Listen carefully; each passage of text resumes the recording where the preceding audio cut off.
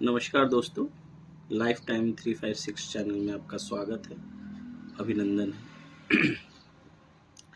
आज का टॉपिक हम कुंडली से उठाते हैं। आज हम बात करेंगे छाया ग्रह राहु और केतु पर। आज का टॉपिक मेरा राहु से ही रिलेटेड रहेगा।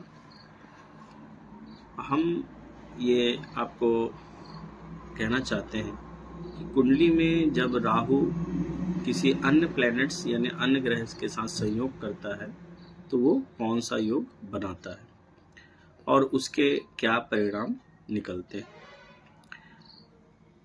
जैसे राहु यदि गुरु प्लैनेट के साथ संयोग करे तो गुरु आप जानते हैं ज्ञान के देवता होते हैं और राहु छाया ग्रह है।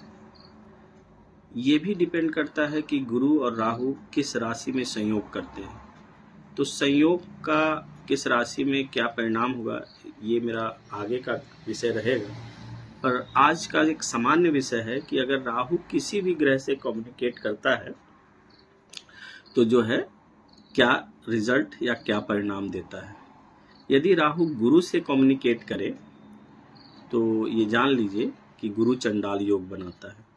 गुरु ज्ञान के देवता होते हैं और राहु जो है भ्रमित करने की एनर्जी देता है, परंतु गुरु चंडाल योग सदैव खराब हो ऐसा जरूरी नहीं है। गुरु चंडाल योग के व्यक्ति साइंटिस्ट भी बने हैं, बहुत अच्छे अच्छे पदों पे भी हैं। वो ज्ञान की फ्रीक्वेंसी को इतना तेज कर देता है कि आप अगर उसको सही रास्ता दे देते हैं या सही दिशा दिखा देते हैं तो वो आपके जीवन को सही दिशा में ले जाएगा और काफ़ी ऊंचाई तक आपको हाई रेंज का ज्ञान देगा।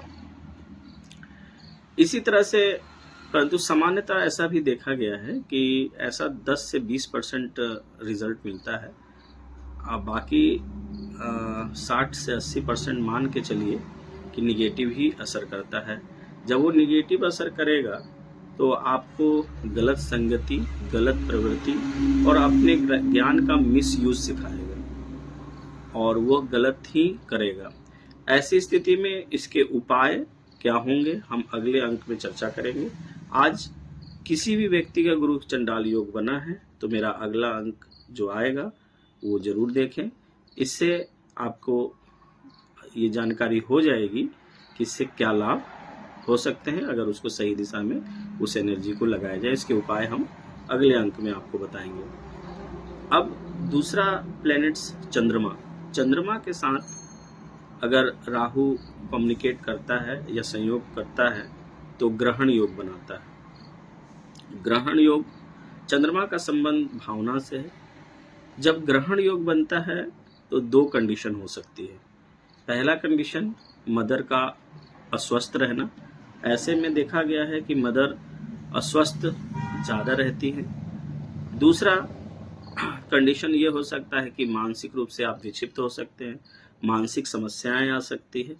तीसरी कंडीशन रहती है कि ऐसे लोग हमेशा भावनाओं में डीप थिंकिंग करते रहते हैं, जिसके कारण एक अपने आसपास में काल्पनिक ताना बाना बुन लेते हैं और जिसके कारण वो उस कल्पना से बाहर नहीं निकल पाते हैं। दूसरा, आपको धन से संबंधित समस्याओं का सामना करना पड़ सकता है। तो इसके उपाय भी हम अगले ही अंक में बताएंगे। आज केवल इसके लक्षण हम आपको बता दे रहे हैं कि किस ग्रह से कैसे कम्युनिकेट करके क्या करता है।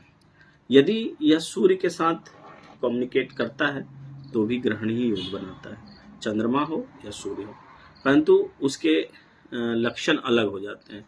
सूर्य का संबंध नौकरी से होता है, सूर्य का संबंध मान सम्मान से होता है। इन चीज़ों पे वो ग्रहण लगा देगा। कहने का मतलब अगर कहीं आप नौकरी कर रहे हैं, चाहे किसी प्रकार की नौकरी हो, सरकारी हो या बहुत अच्छे पद पे हो या बहुत निचले पद पे हो, और गैर सरकारी में भी कहीं पे भी स्थायी नौकरी कर रहे हो तो वो आपको उस पीरियड में वहाँ से हटाने की स्थिति पैदा कर देगा या आपको विरक्त कर देगा या उसमें समस्या उत्पन्न कर देगा। दूसरा है कि यदि आप अच्छे खासे सम्मानित व्यक्ति हैं और समाज में आपका मान सम्मान है और सूर्य और राहु का संयोग बनता है तो वो सम्मान आपका कोई ऐसे काम में आपके द्वारा किया गया भी हो या प्रत्यक्ष या अप्रत्यक्ष रूप से, तो वो आपका धूमिल होगा और समाज में मान प्रतिष्ठा गिरेगी और गिरती चली जाएगी। यदि राहु जो है बुध से कम्युनिकेट करता है तो बहुत अच्छा फल देता है। बुध ग्रह राहु का एक संयोगी ग्रह है जो बहुत अच्छी वाक्पटुता, सूझबूझ, राहु और बुध का संयोग बहुत अच्छा माना जाता है। ये भी डिपेंड करता है कि राहु और बुध किस राशि में आपस में संयोग कर रहे हैं और किस महादशा में संयोग कर रहे हैं, इस पे भी बहुत कुछ डिपेंड करता है। ये सब मेरा अगले अंक में विशेषता रहेगी बताने का। खासतौर पे अगला अंक मेरा राहु और उससे संयोग किए से जो योग बनता है उसके काट या उससे संबंधित उपाय बताए जाएंगे जिससे आपको लाभ होगा। यदि राहु शनि के साथ संयोग बनाता है तो वो बिजनेस या अन्य चीज़ों में बेनिफिट्स देता है, परंतु घरेलू चीज़ों में नुकसान पहुंचाता है। ऐसी स्थिति में पिशाच योग बनता है जो कि हम लोगों के दृष्टिकोण से अच्छा नहीं माना जाता है। इसके बाद राहु शुक्र के साथ कम्युनिकेट करता है, तो शुक्र के साथ जब भी वो कम्युनिकेट करेगा तो आपकी लाइफ की गति को बढ़ा देगा, आपकी लग्जरियस लाइफ की गति को बढ़ा इतना फास्ट कर देगा कि आगे सोचने समझने की क्षमता ही खत्म हो जाएगी। आदमी अगर फैशन और टेक्नोलॉजी वगैरह में है तो वो अपने आप को उस एरिया में भगवान या गॉड मानने लगेगा, जिसके कारण अपने घमंड के कारण वो नीचे आने लगेगा और साथ में वो पर स्त्री या अन्य स्त्रियों के चक्कर में अपना फ्यूचर बर्बाद कर सकता है।